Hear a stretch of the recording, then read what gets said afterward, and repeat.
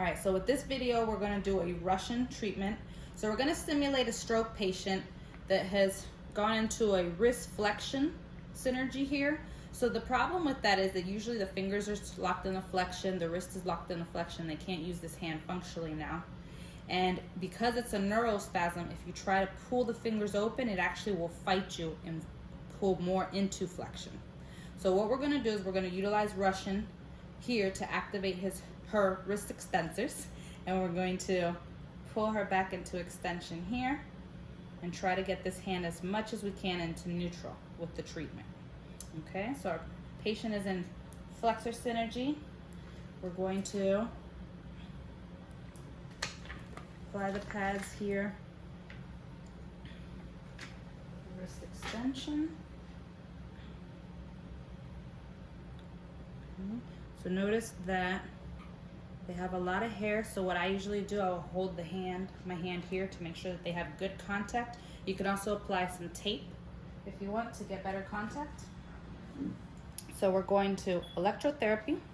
We're going to select Russian. We're going to customize our treatment.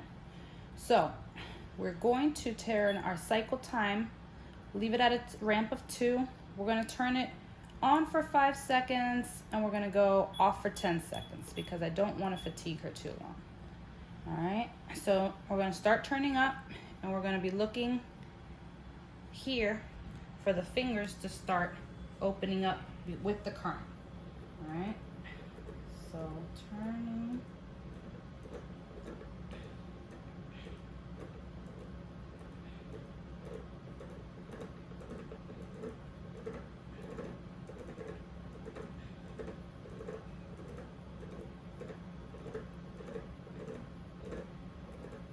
Okay, so there we go. So you'll see the fingers initiate first, and then now we want to go a little bit more to try to get some of that wrist flexion.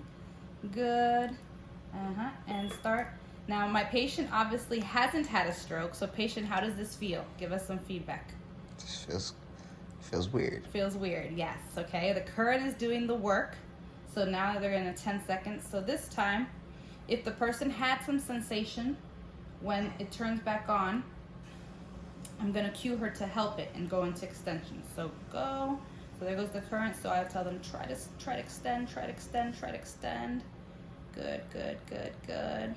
So that we can keep getting more and more of a neutral position. And it's gonna go into rest. So we'll do several cycles of that.